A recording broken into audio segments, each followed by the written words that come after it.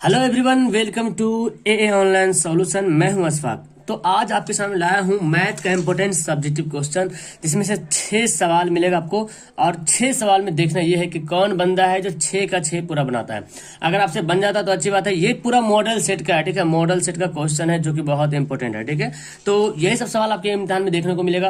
Practice करना बहुत जरूरी। तो आइए स्टार्ट करते हैं। वीडियो को शुरू से लेकर आखिर तक देखेंगे, ज्यादा टाइम वेस्ट नहीं करेंगे। सबसे पहला सवाल यहाँ पे है कि त्रिघात बहुपद ज्ञात करना है जिसके शून्यकों का योग दो शून्यकों को एक साथ लेकर उनके गुणनफल का योग तथा तीनों शून्यक का गुणनफल। ये तीनों दिया हुआ है, मतलब शून्यकों का योग दिया हुआ है और दो शून्यक लेकर उनके गुणनफल का योग दिया हुआ है और लास्ट में उनके शून्यकों का गुणनफल का योग दिया हुआ है, ठीक है। गुणनफल दिया हुआ है, तीनों शून्यकों का गुणनफल ये दिया हुआ है। तो आपको देखना, पहले तो इसको हमको बताना पड़ेगा क्या क्या दिया हुआ है। चलिए यहाँ पे हम लोग सॉल्व करते हैं। सबसे पहले तो जो यहाँ पे दिया हुआ है त्रिघात बहुपद का शून्यक जो है वो क्या होता है। माना कि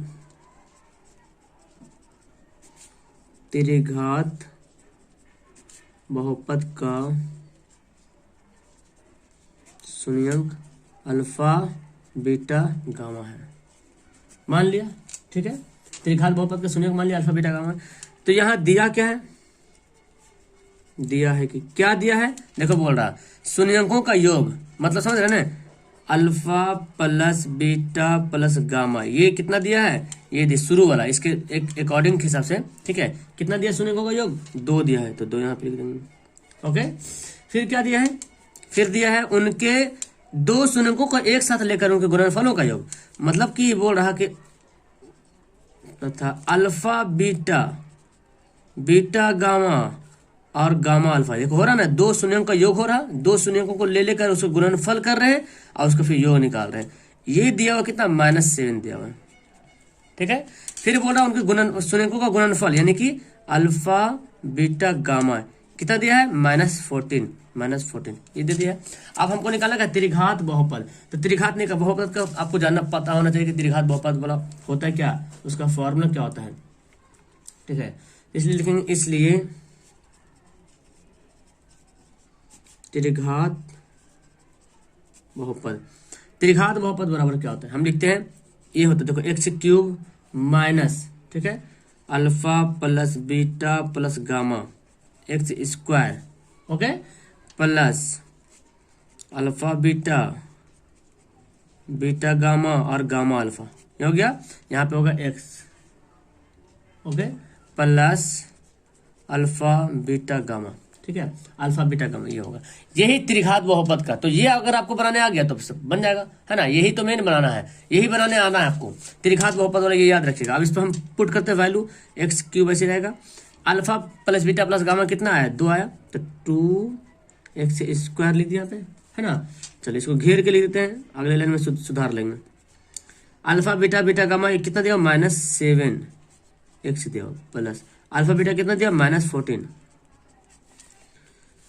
इसको लिख लेते हैं x³ लिखते हैं, -2x² plus minus -7x plus minus -14। यही हमारा क्या हो गया, आंसर हो गया। तो ये है त्रिघात बहुपद, ठीक है, त्रिघात बहुपद है। समझ में आया सवाल, बहुत इजी सवाल है ना। चलिए अगला सवाल पढ़ते हैं।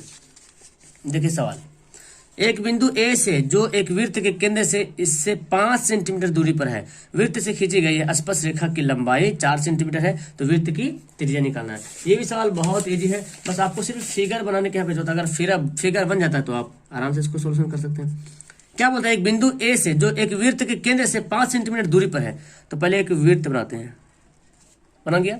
एक वृत्त के केंद्र यहाँ पे है, इस वृत्त के केंद्र से 5 सेंटीमीटर दूरी पे मान लेते हैं यहाँ पे कोई केंद्र बिंदु है, मान लेते हैं यहाँ पे बी नाम कोई बिंदु है, यहाँ पे ओ है।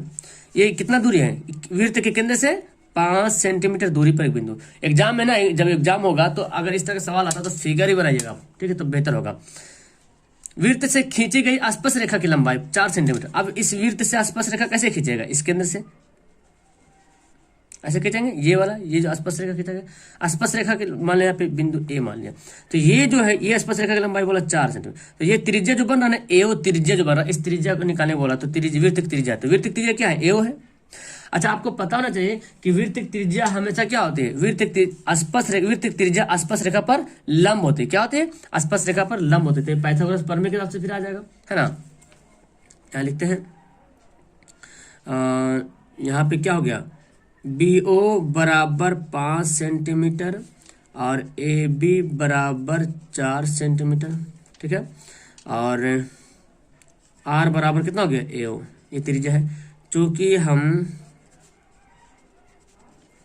जानते हैं कि वृत्त की त्रिज्या स्पर्श रेखा पर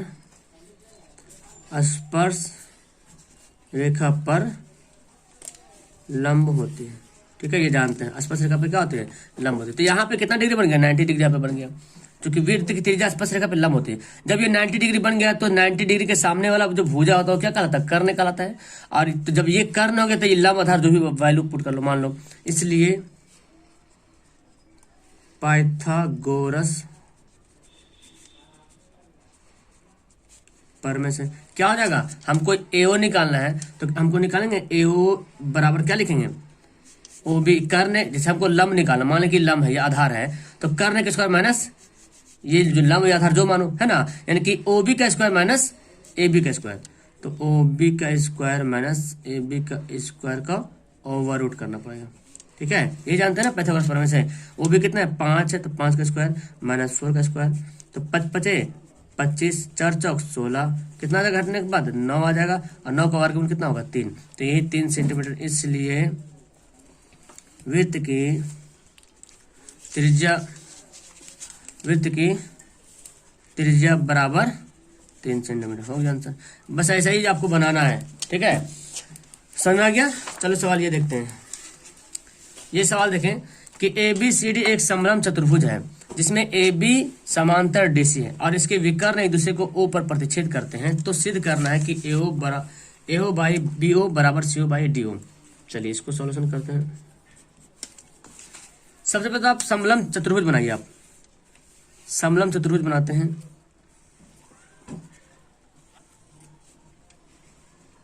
हो गया समलंब चतुर्भुज। ये बोल रहा कि AB जो है AB DC के क्या है, समांतर है। तो मान लेते हैं यहाँ पे A है, B है और यहाँ पे C है, यहाँ पे D है। तो AB CD क्या है, समांतर है, पैरेलल है। यहाँ पे देखो समांतर है। अब बोलता है इसके विकर्ण एक दूसरे को O पर प्रतिच्छेद करता है। तो विकर्ण कैसे होगा, इसके विकर्ण ऐसे जाएगा और इसका विकर्ण यहाँ पे इस तरह से। कहाँ पे प्रतिच्छेद करता है, O पर जो है प्रतिच्छेद करता है, ठीक है, O पर प्रतिच्छेद करता है। तो दिखाना यह है कि AO बाई BO बराबर CO बाई DO, ये दिखाना आपको। तो हम यहाँ पे लिखते हैं, दिया है कि क्या दिया है कि AB जो है समांतर है, वो DC के क्या है, समांतर है। AB DC के समांतर है और एक दूसरे को प्रतिच्छेद भी कर रहा है ना, एक दूसरे को प्रतिच्छेद करता है। विकर्ण ये भी लिख लेते हैं, विकर्ण BD तथा AC O पर, है ना, O पर प्रतिच्छेद करते हैं।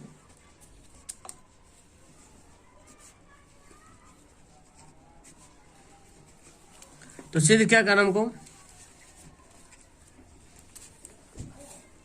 तो सिद्ध करना है कि क्या सिद्ध करना हमको, सिद्ध यही करना ना कि AO बाई BO बराबर CO बाई DO, यही सिद्ध करना है। ओके, ये सिद्ध करना है। तो इसमें हम क्या करेंगे, तो यहाँ पे हम रचना करते हैं। रचना क्या करते हैं, यहाँ पे एक बिंदु लेते हैं, ठीक है।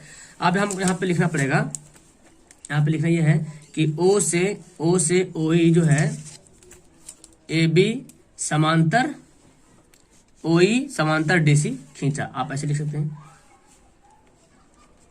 O से OE समांतर AB समांतर DC, ये तीनों क्या है, समांतर। ये जो लाइन है इसके भी समांतर, इसके भी समांतर है। तो एक एक करके पहले ABD इस त्रिभुज लेते हैं, ABD में त्रिभुज ABD लेते हैं। AB देखो ABD में लेते हैं, उसके बाद फिर ADC मिलेंगे, क्योंकि ये भुजा जो इसके समांतर है, और इसमें जब लेते हैं तो ये दोनों आपस में क्या है, समांतर। थेल्स प्रमेय से हम इसको सिद्ध करेंगे। तो लिखते हैं त्रिभुज परमाण, लिखेंगे यहाँ पे परमाण। त्रिभुज ए बी डी में क्या दिख रहा कि ए बी जो है समांतर है ओई का, ए बी जो है ओई के क्या है, समांतर है। तो बट एक थेल्स प्रमेय का रूल आता है ना, थेल्स प्रमेय का आता है कि ए ई बटा देखो ए ई बटा ई डी और ओ बी बटा ओ डी, इस सूत्र आता है, लिखेंगे इसलिए ए ई बटा ई डी बराबर ओ बी लिखो या बी ओ लिखो, जो भी लिखो, ओ बी चलो ओ बी लिखते हैं, ओ बी बटा ओ डी। ये कैसे आया, थेल्स प्रमेय से, है ना। थेल्स प्रमेय होता है कि जब कोई किसी त्रिभुज के समांतर, किसी त्रिभुज के किसी एक भुजा के समांतर एक रेखा खींची जाए तो उसके संगत भुजाओं का अनुपात क्या होता है, समान होता है। यानी कि ए बी ए बटा ई डी और इधर ओ बी बटा ओ डी। ओके, अब हम इसी तरह से त्रिभुज ए डी सी लेते हैं। ओके,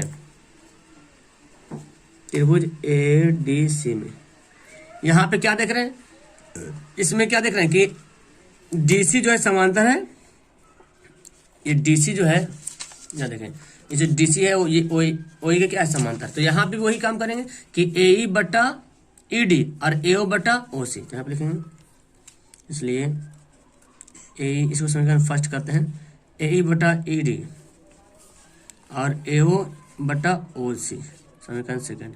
यहाँ पे वही हाल हो गया। तो देख रहे यहाँ ए ई बटा ई डी है, इतना आया, और ए ई बटा ई डी इतना आया। तो मतलब ये ई डी जो इतने इसके बराबर है, ये ए ई बटा ई डी इसके बराबर है। कहीं ना कहीं देखो ये दोनों सेम बात है, ये ए ई बटा ई डी, यहाँ भी ए ई बटा ई डी, ये इसके बराबर, ये इसके बराबर। तो कहीं ना कहीं कि ये दोनों भी आपस में क्या है, बराबर है ना। तो हम यहाँ पे लिखते हैं समीकरण फर्स्ट तथा सेकंड से क्या करेंगे हम, देखो फर्स्ट तथा सेकंड से करते हैं। तो यहाँ पे लिखते हैं ए ओ बटा ओ सी, देखो ए ओ बटा ओ सी बराबर ओ बी को बी ओ भी लिख सकते हैं बराबर डी ओ, आ गया।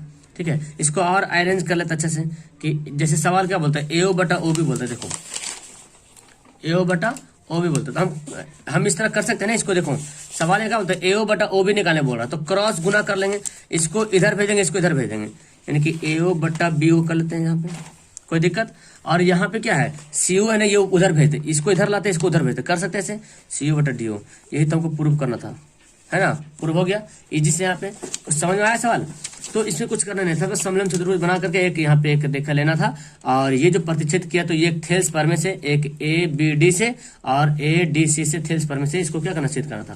तो इस कंडीशन में आपको आ जाएगा, फिर इसको उधर भेज देगा, इसको इधर भेज दीजिएगा, क्योंकि हमको ये लाना था, तो हम ऐसे कर सकते हैं। चलिए ये सवाल देखिए, आपको मैं बताया हूँ भी ये सवाल आपको कि दो संख्याओं का वर्गों का अंतर 180 है, छोटी संख्या का वर्ग बड़ी संख्या का 8 गुना है, तो दोनों संख्या ज्ञात कीजिए। तो यहाँ पे लिखते हैं माना कि बड़ी संख्या, पहले मानते हैं, माना कि बड़ी संख्या बराबर x मानते हैं, ठीक है। तो छोटी संख्या क्या मानेंगे, y मानेंगे, हो गया। अब प्रश्न से जैसे जैसे बोलते हैं वैसे करते हैं। प्रश्न से क्या बोलता है कि दो संख्याओं के वर्गों का अंतर 180, मतलब कि X square minus Y square बराबर 180, समीकरण फर्स्ट हो गया, ठीक है। वर्गों का अंतर मतलब कि क्या हुआ, पहली संख्या बड़ी है या छोटी है, तो बड़ी में से छोटी घटेगा तब तो 180 आएगा। तो दो संख्याओं के वर्गों का अंतर, इसका दोनों का वर्ग हो गया, इसका अंतर 180, समीकरण फर्स्ट हो गया। तथा दूसरा क्या बोलता है, दूसरा बोलता है कि छोटी संख्या का वर्ग, छोटी संख्या का वर्ग, छोटी संख्या कौन है यहाँ पे, y है, तो y छोटी संख्या का वर्ग, बड़ी संख्या का 8 गुना है, बड़ी संख्या कौन है हमारा x है, तो x का 8 गुना है, ये समीकरण क्या हो गया, सेकंड है। अब ये जो y का वैल्यू है इसमें पुट करते हैं समीकरण फर्स्ट में, y का वैल्यू समीकरण फर्स्ट में रख देते हैं, y स्क्वायर का मान समीकरण फर्स्ट में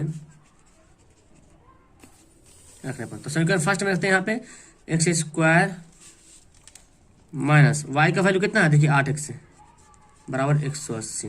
ओके, इसको इधर लेके लेते हैं, प्लस को इधर लाएंगे तो क्या होगा, माइनस 180 हो जाएगा बराबर 0। तो क्या करेंगे यहाँ पे इसको आप गुणनखंड करते हैं, इसको गुणनखंड कैसे करेंगे? तो हम लिख सकते हैं 18x प्लस 10x, 18 10 180, 18 में से 10 घटेगा तो 8 बच जाएगा, ठीक है 0। अब यहाँ पे क्या करेंगे, इन दोनों में कॉमन ले लेंगे, तो x से माइनस 18 प्लस क्या हो जाएगा यहाँ पे, x से बचेगा x से माइनस 18, ये हो जाएगा। ओके, ये हमारा आ गया। तो अब इन दोनों का कॉमन मतलब अलग से निकाल लेते हैं, x से माइनस 18 यहाँ पे आ गया, और फिर x से प्लस 10 है तो x से प्लस 10 हो गया, ये इतना बराबर 0। तो x से माइनस 18 बराबर 0, x बराबर क्या है 18 है, और यहाँ पे x से प्लस 10 बराबर 0, तो x बराबर क्या होगा -10। तो -10 तो कभी आ ही नहीं सकता, संख्या माइनस में कभी होता नहीं, संख्या होता है प्लस में होता है। तो चूंकि ये क्या अमान्य है, अमान्य है, असंभव है, तो x के बराबर क्या हो गया 18 हो गया, यानी कि x से बराबर बड़ी संख्या 18 आ गया, छोटी संख्या निकालेंगे, इसलिए y बराबर ये y² बराबर 8x है, ठीक है। तो y² बराबर 8, x का वैल्यू कितना है 18 आया, तो y² बराबर कितना हो गया 18 10 28 144 हो जाएगा, ठीक है। अब क्या करेंगे, y का वैल्यू कैसे होगा 144 का ओवर रूट कर देंगे, स्क्वायर इधर भेजेंगे तो कितना आ जाएगा 12, इसलिए x से बराबर 18 और y बराबर 12। ये तो निकालना बड़ी संख्या छोटी संख्या क्या है, तो बड़ी संख्या 118 है, छोटी संख्या 12 है, बड़ी संख्या 18 है, छोटी संख्या 12 है, तो यही आपको बनाना था, ठीक है। तो बस इजी से यहाँ पे सवाल है। चलिए अगला सवाल हम बनाते हैं। ये सवाल देखिए, माना कि एक त्रिभुज है ABC और DF आपस में क्या है समरूप है, इनके क्षेत्रफल क्रमशः 64 सेंटीमीटर और तथा 21 सेंटीमीटर है। तो बोलता है कि यदि EF 15.4 है तो BC का वैल्यू निकालें। ओके, तो यहाँ पे हम क्या करेंगे, देखिए इसको सॉल्यूशन करते हैं। सबसे पहले तो यहाँ पे जो दिया हुआ है ना, ये त्रिभुज पहले बनाते हैं, 2 त्रिभुज दिया हुआ था, 2 त्रिभुज पहले हम यहाँ पे ड्रा कर लेते हैं। ABC DEF ड्रा कर लिए, और दोनों आपस में क्या है समरूप है, दोनों आपस में कैसा है समरूप त्रिभुज, पहले दे दिया कि दोनों समरूप है। और समरूप त्रिभुज का क्षेत्रफल दिया हुआ है, एक क्षेत्रफल दिया 64 सेंटीमीटर स्क्वायर, एक दिया 121 सेंटीमीटर। जब 2 त्रिभुज समरूप हो और दोनों का क्षेत्रफल दिया हो, तो आप एक प्रमेय जानते हैं कि जब 2 त्रिभुज समरूप हो तो उनके क्षेत्रफलों का अनुपात जो होता है उनके भुजाओं के वर्गों के अनुपात के समान होता है, बराबर होता है, ठीक है। तो हम भी यहाँ पे लिख देते हैं, यहाँ क्या लिखते हैं, त्रिभुज ABC का क्षेत्रफल बटे त्रिभुज DEF का क्षेत्रफल क्या होगा, किसके समान तो होगा। तो देखो यहाँ क्या दिया हुआ है, देखो EF दिया हुआ है, EF बोले तो ये वाला, ठीक है। तो इसका संगत भुजा कौन है, BC है, संगत भुजा कौन BC है, तो BC बटा EF का स्क्वायर, यही होता ना, यही होता रूल जब क्षेत्रफल दिया हो तो। अब इसको हम यहाँ पे पुट कर लेते हैं वैल्यू, तो ये ABC का क्षेत्रफल 64 दिया हुआ है, और इसका क्षेत्र DEF का दिया देखो 121 दिया हुआ है, ठीक है, दे दिया। और यहाँ पे BC का वैल्यू तो नहीं दिया है, EF का वैल्यू कितना दिया 15.4 15.4, यहाँ पे स्क्वायर है तो स्क्वायर यहाँ पे कर लेते हैं, स्क्वायर को इधर भेजते हैं तो क्या बन जाएगा वर्गमूल बन जाएगा, 64/101 स्क्वायर का वर्गमूल बन जाएगा, तो BC बाई कितना 15.4 बन जाएगा। अब यहाँ पे क्या करते हैं, इसका तो वर्गमूल जान रहे हैं आप 8 होगा, इसका 11 आएगा, और यहाँ पे BC बाई 15. तो यहाँ पे हम क्या करते हैं क्रॉस गुना करते हैं, 11 BC हो जाएगा और 15.4 इंटू 8 हो जाएगा, है ना। क्रॉस गुना कर लेंगे, तो क्रॉस गुना कर लेंगे, यहाँ पे BC बराबर क्या हो जाएगा 15.4 इंटू 8/11 नीचे आ जाएगा। इसको काटा पीटी करो, यहाँ पे 10 हो जाएगा, 11 चौक 44, 11 एकम 11, 11 चौक 44, ठीक है, कट जाएगा। तो आपको यहाँ पे आंसर आ जाएगा, यहाँ पे देख लीजिए 11 एकम 11, 11 चौक 44 आ गया। और काटो यहाँ पे, तो काटते नहीं ऐसे रहने देते हैं, 14 को 8 से गुणा करते हैं, 8 चौक 32 के 2 बचा 3, 8 एकम 8, 8 नहीं 11, तो कितना 11.2 आ जाएगा ये सेंटीमीटर, ठीक है। फिलहाल इस वीडियो में 5 ही सवाल रखते हैं, मैं 6 सवाल बताया था लेकिन 5 ही सवाल रखते हैं, कुछ अर्जेंट काम आ गया लिस्ट में करना आपके लिए मैं होमवर्क देता हूँ। चलो ये फिलहाल मुझे मेरे पास वक्त नहीं है, ये आपका बहुलक निकालना है, बहुलक का इसका आंसर आप मुझे कमेंट करें कि कितना आएगा, ठीक है, मैं आपको बता दूंगा फिर बाद में, लेकिन आप मुझे पहले बताएं कि बहुलक का आंसर कितना आएगा, ये आपके लिए होमवर्क रहा। बस आपको अपने आंसर से बना करके सिर्फ कमेंट कीजिए। Okay, bye, that's all, thank you.